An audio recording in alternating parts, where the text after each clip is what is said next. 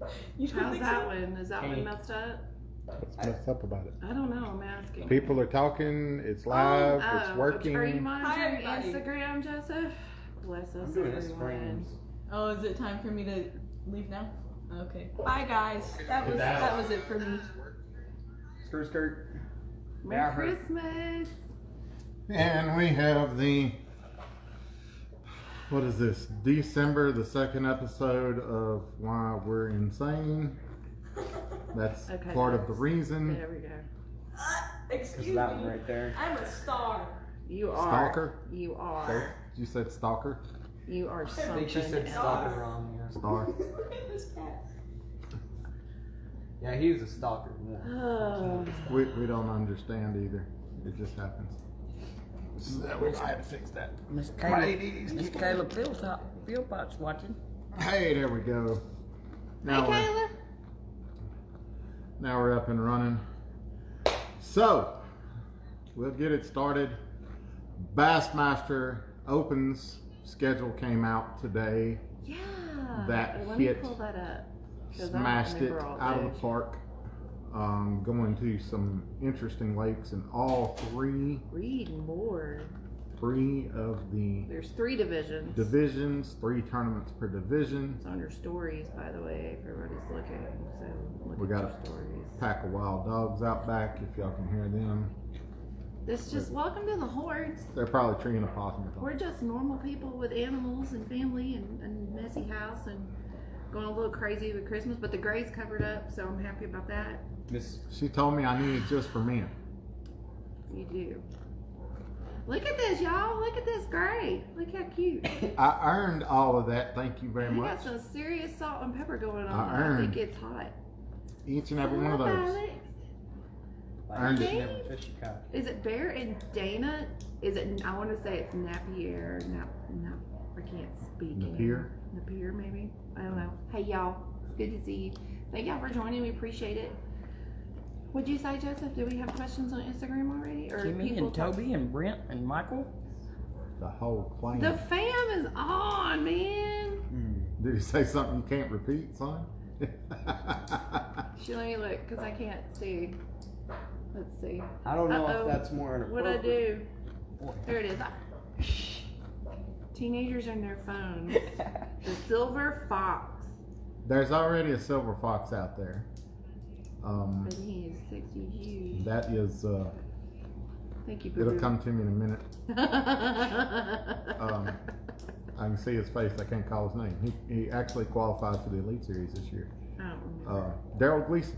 Oh, Daryl wow. Gleason is the silver He's a fox. silver fox.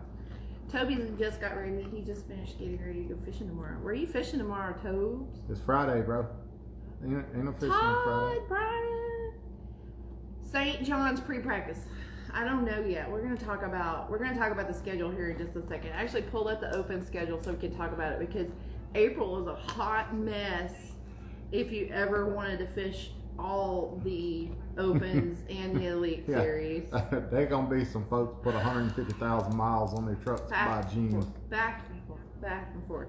So we're talking about it because I got my handy dandy Andy Crawford calendar, sunset calendar, sunsets and sunrises for the year, and have outlined all of the tournaments, including Joseph's. I haven't got Aunt Pam's on here yet. I got to do that now. So we know where everybody's going to be, but it's a lifesaver. But April is a hot mess. May is not so bad. There's an Elite, an Open, and an Elite that are back to back in May. But right now it looks like June is one tournament. In August there's no tournaments whatsoever. So I'll get to see you in August, maybe, if you're not doing any pre-fishing or practicing. But St. John's is definitely first. Yep. And then the Tennessee River. So I don't know if I'm going to send him down there or not for practice in January. I think I'd rather him go to Alabama or Texas is what we talk about. I can't. She's confused. I'm tired. It's been a long day. People stupid. I've had to deal with stupid people over it. You got questions piling in. Yeah, Daniel. Let's do it. Let's shoot some questions down real quick. Michael Horn says, I have the first question. I need advice on some good winter man, gloves. where are your AFCO gloves? They are in that pile of conglomeration out there. Don't even try to go find them. We can't don't find them. even attempt it. But I will they're find in you my the name garage. and put it in the comment section because they're amazing. You get the layers. There's Yeah, that's true. 2 different sets of AFCO gloves. Get the thin set, then get the thick set, and The merino, is that what you're the talking about? merinos. And It's the warm wool merino gloves. Those Yep. are the ones that are super thin. They're super warm. They got grips on them, but you wear them under your really thick ones. They're the hydronaut gloves, is what they Yep. are. There you go. Okay. One Bear is has a different question. The Express, I'm 6'7" and 320. Is the legroom okay for an overgrown guy? name. Yes. Yeah, I'll Joseph, say he'll be just fine. You got a They question? got tilt You get steering excited. wheels. Helps out a lot. I think so. I can fit behind it. I'm a big girl. I'm 6'1", Jason Christie's 6'3", 6'4". Is he that tall? Really? I didn't know he was that Oh tall. Lord. I didn't either till I He met looks him. kind of short in his videos, so I was wondering. Okay. Sorry, Jason, if you're watching ever, but I thought you I were come shorter. up to about his chest. It was Anyway, it's good. But It's yeah. So yes, big guys can fit in an express. Question from Cashman Rods. What is your favorite Cashman rod fishing rod? Oh, I think Our we Cashin we family. covered that in a video the other day. We did. There's a couple of them. Pretty sure that I was talking about the Icon, the multi-purpose. I don't remember which one is it. Yeah. It's one of those. Pretty over sure there. that was out there in video. Yeah. But speaking of cash-ins, Two. we're giving one away tonight in our Christmas giveaway, our we end of the are. year. And then there's a second giveaway. And for they're cash giving and away rods. 2 more. Yes, they're giving away one on Facebook and one on Instagram. But here's the thing: you have to follow all the peeps. Yep. So I can almost. David Williams, James Watson, you, John They're- Cruz. Pretty sure they're following if they're watching. Well, they better be. I'm just saying. You don't know. Somebody may be scrolling through. John and following Cruz, you. James Watson, David, Williams. You got it. And that other guy, Jamie Hartman. Jamie Hartman. And don't forget to follow our Cash and Cash and Crew. Rods. Don't forget to follow Real Cash simple. Up. Follow them on Instagram and Facebook. That'll get you entered into the drawing. You're obviously already following me, or you should be if You you're better not. be. Rhonda will find you. One thing I really want to ask everybody tonight, we're making a big push on all social media, TikTok. TikTok, Facebook, Instagram, Twitter. If y'all are out there, go find us, follow us. We don't do as much on Twitter as we should, but we're working on all that, trying to increase the numbers that we're Girlfriend only got so much time. Yeah. Just saying. And he only gives me so much content. Okay, I don't either. Daniel Sparlin says, can you cover insight to anyone considering fishing the opens? Yes. We're going to sit down and do a whole class on nothing but fishing opens. Well, we can do it tonight. We- We've got some time. We have a video series coming out real soon that's going to Hey, Austin. cover some do's and don'ts, and it's more comical than anything, but it does give you some insights on some of the do's and don'ts of fishing the Bassmaster Opens and Or just any draw tournament, tournaments. honestly. Whether it be the BFLs, the Opens, the ABAs, whatever you're fishing where it's a draw, we're covering some of that. We're going to talk a little bit about some of that stuff tonight because the Opens are a big deal to us just because I love fishing the Opens. It's a lot of travel, but I enjoy meeting new people. I enjoy fishing different. You like the format too, though. I do. I've always liked to draw formats. I mean, even from Hey, the Scott. very first BFLs and the very first Northwest Arkansas Bassmasters tournaments I fished. I just wanted Yeah. to do that. It was fun. Dad, you forgot James Watson. No, he didn't. We said Watson. Oh, he said Watson? Okay. Who said we forgot James Watson? We got worldwide Yeah, I should coverage. have said, I said James Watson? Or Yeah. maybe I Jessica said Terry something said, wrong. hey guys, times 3. Hope y'all are feeling better. Dusty said, good luck in 2021. Amy Green, Mark Pfeiffer, I Dennis think I Sparlin said are James watching. Watson. I'll go back and look. And Dusty LaPere says, can you go into detail on why you choose aluminum over fiberglass? What are the advantages and disadvantages? Weight is probably the first thing I'm going to say because I'm pulling that X21 all over the country. Lighter boat, less gas mileage that I have to worry about. Crazy. I get better gas mileage pulling an aluminum boat. It gives me the advantage of being able to access shallower water. The ride is not comparable with any fiberglass boat, and I'm going to say that because I believe the ride's better. It's just an all-around better platform for me personally because the way I like to fish. I fish Grand Lake, I fish lakes that are full of rock, I fish a lot of docks and stuff that I'm banging off of all the time.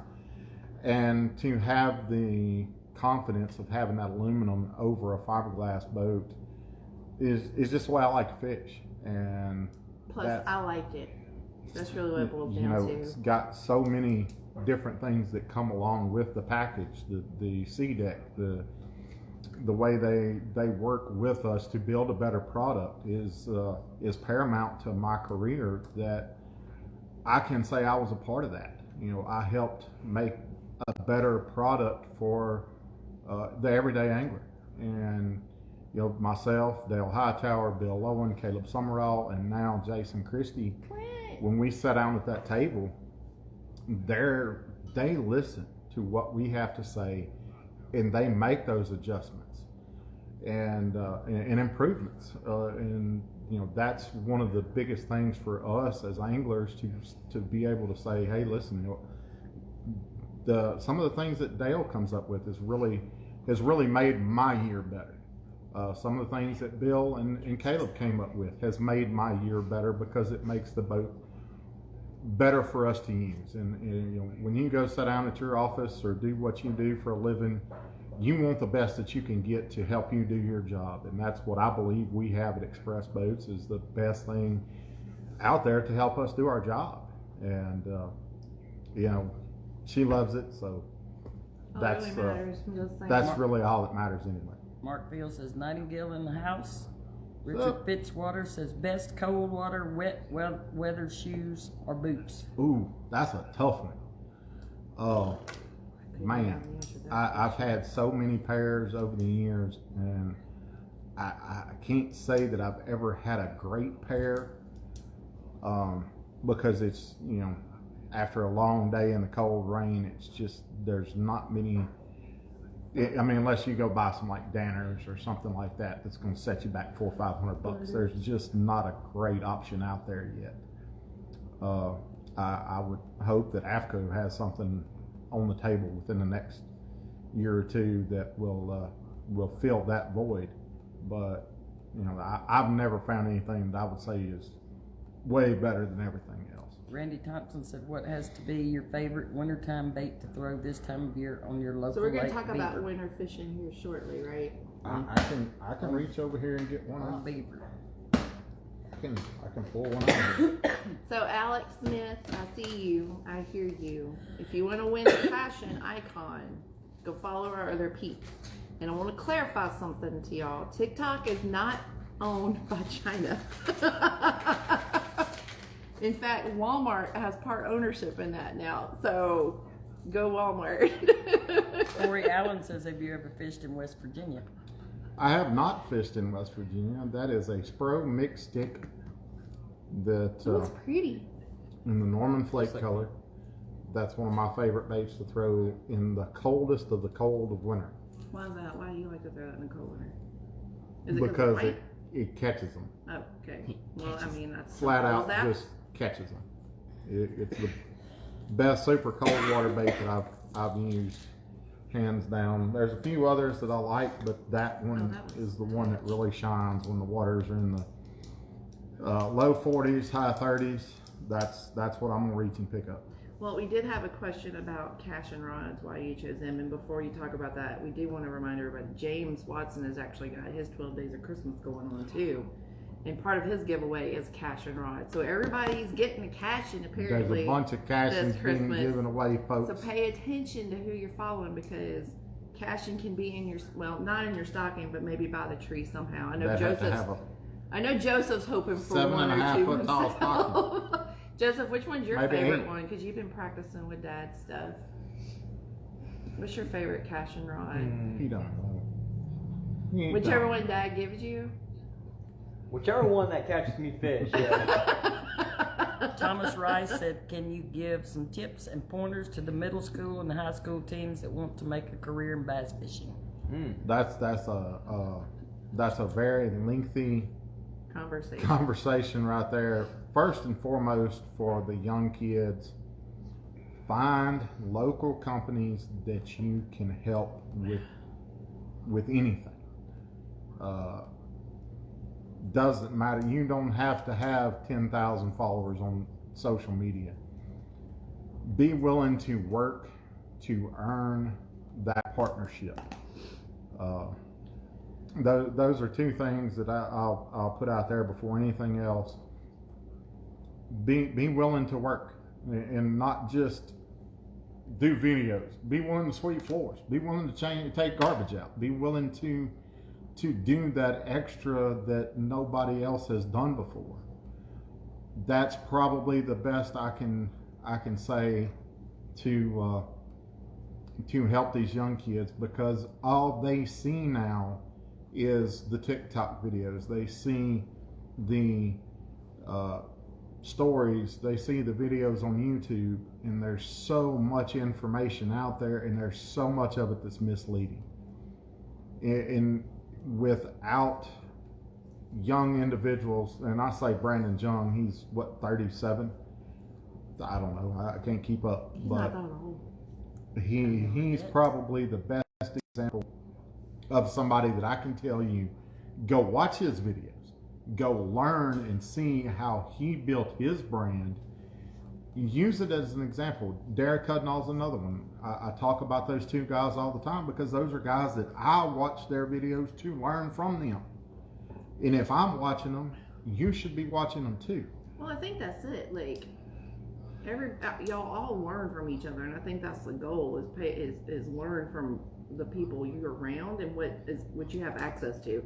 And there's a wealth of knowledge out there that everybody has access to. So if you don't want to learn, don't fish. Yeah. I'm just straight up telling you, because there's new stuff happening every day. There's new things happening. There's new regulations, even in the environmental space, that could impact you and your future in fishing. So pay attention and just pay attention, get involved. And there's other jobs out there that are available to young people other than, I want to be a pro fisherman. You can go to work for some of these companies and have a great career in the fishing industry without being me. And that's another thing that a lot of people lose sight of, is there's some awesome opportunities out there to be a part of an industry and to be part of that change, to make a career out of it. And not everybody has it to make it where I'm at. Most people burn out before they get there. Well, so I have to say, it's just like any other professional sport too, right? I mean, high school, junior high, even with Joseph's age, right? I mean, you're working toward a goal every year. Don't lose sight of that. The main goal, I think, is don't lose your passion for the sport. Remember why you do it every day, because you don't want to be one of those people that get burnt out. You don't want to be one of those people who go sky high and then, just burn out super fast and fall out of it, because you'll lose your passion really, really quick if you let everything else that impacts fishing get in your way, because it's not just about fishing. I wish it were. It would make my life a lot easier, and I would have less hair appointments to have to deal with. But because that turns my hair gray, it's just that stressful. But it's hone your skill at fishing, hone your skill at social media. Make sure you're building your base and getting out there. Make sure you're understanding what other people do, and learn a lot. Marie Patterson says, from Jeff, who does Marie, not have I love you. Facebook, wants to know what you think of chatterbaits for largemouth bass. Can't beat it at certain. Well, I'm gonna tell you this: you could probably take a bladed jig, chatterbait, whatever you want to call it. Depends on what country you're in, I guess. Well, it's branding.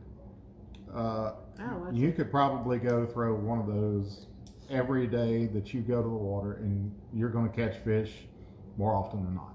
my eggnog is really good. I'm so happy for you. Brian Neese says he would love to see a ventilation system in the express boat's compartments so that they can dry out if they get moisture in them. That's a possibility that is going to be on the table this year. So did you answer this particular question about caching yet? I've never had an alpha angler in my hand, so I couldn't answer that question. So why did you choose caching over Why what did you I use? choose caching? Yeah.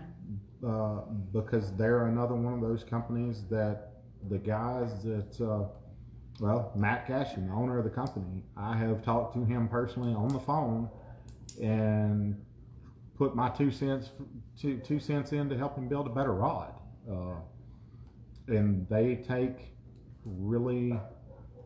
that personal. You know, he really takes that personal because that is his business, and he listens to us to help build a better rod. They're lightweight, they're insanely strong. I've got one in my garage right now that I probably lift a small block Chevy with, and it's having the confidence to know that those people take care of the people that I send to them. Most every time I send, hey, I need to, this guy's gonna buy 3 or 4 rods from you. They get them shipped out as quick as they can. I've got buddies that led me to them instead of the other way around. Usually it's the other way around. Usually the pro is the one talking up the companies, but I've had my friends, Stacy Helton, Brent, and Brad, that, hey, dude, you need to be using these. And once I put them in my hand and actually started using them, they were right. You never went back.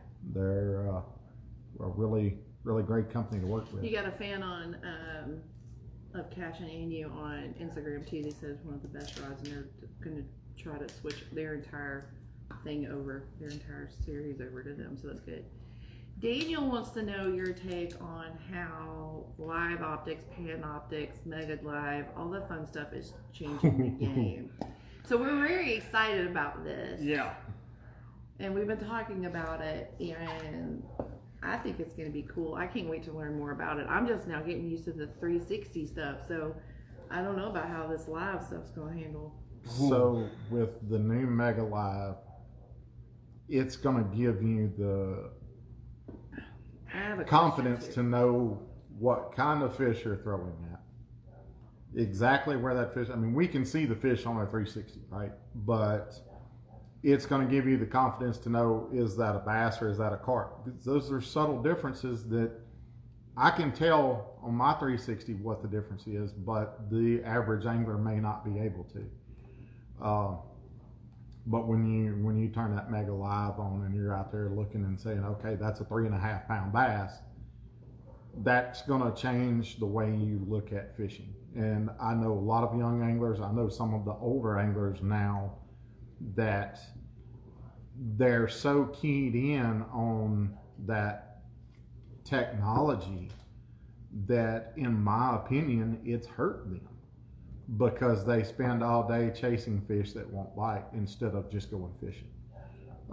Now, is it going to hurt me? Who knows? I haven't had it since 2017, and I kept it turned off. Or 2018. I kept it turned off more than I kept it turned on.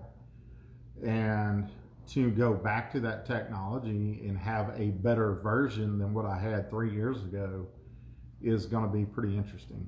I'm sure there's going to be times that I'll turn it off, but most of the time I'm sure I'll be running it just like everybody else is. And until that time gets here, it's kind of hard to say for me what effects that'll have. Marie wants to know what's the best freshwater rod to buy Jeff for Christmas. Cash and Icon. Any of them. Just If he's using a chatterbait, which one's the best just one? get him a multi-purpose. The rod that's my favorite. Grab that one up right there. I'll give you the model number right now. We'll put it in the comments too, so everybody can have it. I'm surprised I don't have it memorized. It is IMP IMP 74 74 MHMF. MHM. That means medium, heavy, medium, fast. This rod is one I that got you that can right. you can So proud of you. pick it up and do anything with. You should be You proud of can me. fish a jig, you can fish a crankbait, you can fish a spinnerbait. It's in the name, multi-purpose. It's there to, for guys that do a lot of junk fishing like myself, this is like the perfect storm, the perfect rod that was ever built for guys like myself. Sam Beauregard said, what is your go-to practice lake in Northwest Arkansas, if you have one? Ooh. Right now, whichever one Joseph has a tournament on. For me, because of all the different places we fish, I really, really like two separate lakes. One I'm not going to name because it gets tons of pressure already.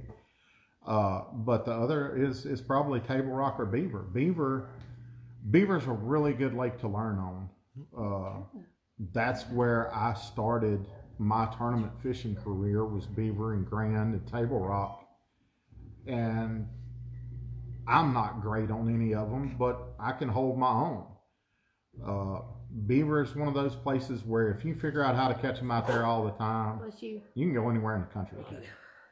It's just that's just my opinion, but I know a lot of great anglers that started in the Ozarks, and they picked up their knowledge from Table Rock and Grand and Beaver, and they're really good anglers all across the country. I feel like there's a lake around here though that mimics a lot of the lakes that you visited, with the exception of some of the upstate stuff. But I don't know.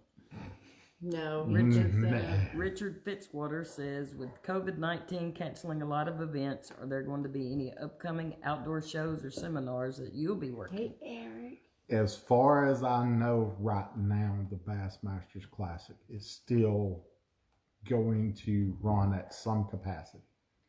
That's all I've got. Haven't talked to anybody about boat shows or anything else at this time. Quiet. And usually by this time of the year, we're already scheduling out those boat shows and outdoor events and outdoor shows, and there hasn't been a word yet on any of that. So as soon as we know, we'll let everybody else know.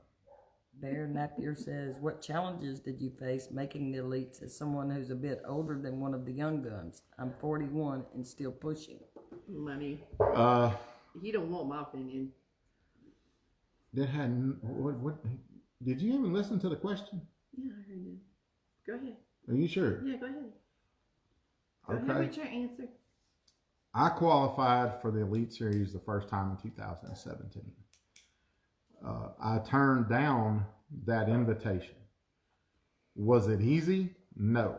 Was it a stroke of luck? It had some luck and had some skill to do It's with called Jesus. To do with me getting into the Elite That's Series. Jesus. The first year that I actually went out and fished the Opens as a pro. The schedule set up right. I had Table Rock, I had the Sabine River, I had Grand Lake. I finished 16th at Table Rock, 46th, 48th at Sabine River, and I finished 8th at Grand. Put me second in the points to an angler from out west that had been fishing open for a long time. It was a shock to me to be able to go out the first year and actually qualify. Me too, because I was not prepared for that. Neither one of us were. I didn't even know what that meant. Like, what are y'all talking about? When they told me it happened, I was like, what? That's not even possible.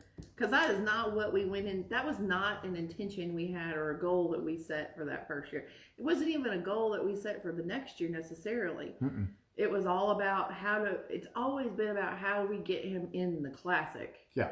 That's been the goal. Well, 2018 rolled around. We turned down the invite to go to the Elite Series that year.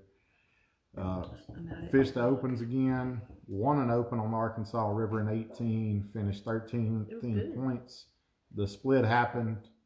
And about a week after the split, I got a phone call. Hey, we know where you finished in points, and we know how your year went. We want you to come fish the Elite Series next year. And it was He was at that point. I called Rhonda, and she basically told me that there was no way I was going to turn down that invite twice in a row. It's called God. Just saying.